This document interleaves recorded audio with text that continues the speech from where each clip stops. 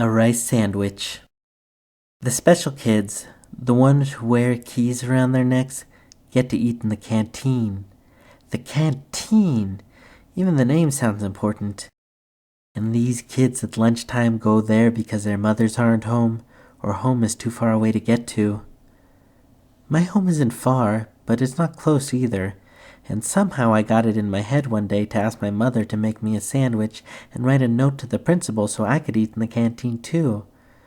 "Oh no," she says, pointing the butter knife at me as if I'm starting trouble. "No, sir. Next thing you know, everybody will be wanting a bag lunch. I'll be up all night cutting bread into little triangles. This one with mayonnaise, this one with mustard. No pickles on mine, but mustard on one side, please. You kids just like to invent more work for me." But Nenny says she doesn't want to eat at school, ever, because she likes to go home with her best friend Gloria, who lives across the schoolyard. Gloria's mama has a big color TV and all they do is watch cartoon.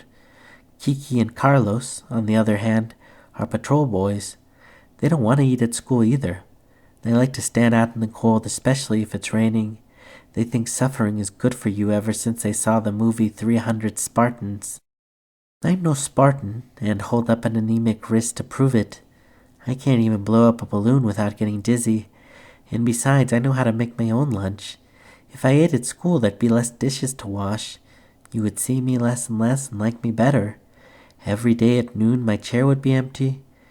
"Where's my favorite daughter?" you would cry, and when I came home finally at 3 p.m., you would appreciate me.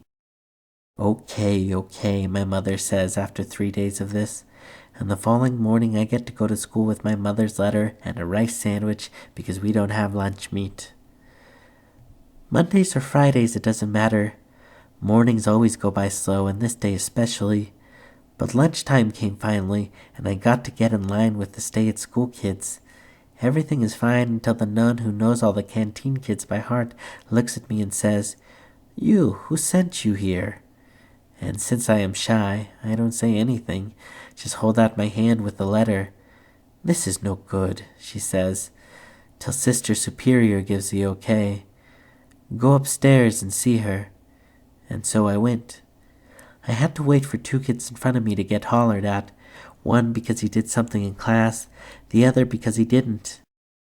My turn came, and I stood in front of the big desk with holy pictures under the glass while the Sister Superior read my letter. It went like this: "Dear Sister Superior, please let Esperanza eat in the lunchroom because she lives too far away and she gets tired. As you can see, she is very skinny. I hope to God she does not faint. Thanking you, Mrs. E. Cordero." "You don't live far," she says. "You live across the boulevard. That's only 4 blocks. Not even. 3 maybe. 3 long blocks away from here. I bet I can see your house from my window. Which one? Come here. Which one is your house?" And then she made me stand up on a box of books and point. "That one," she said, pointing to a row of ugly 3 flats, the ones even the raggedy men are ashamed to go into. Yes, I nodded, even though I knew that wasn't my house, and started to cry. I always cry when nuns yell at me, even if they're not yelling. Then she was sorry and said I could stay. Just for today, not tomorrow or the day after. You go home. And I said yes, and could I please have a Kleenex?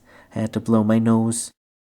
In the canteen, which was nothing special, lots of boys and girls watched while I cried and ate my sandwich, the bread already greasy, and the rice cold.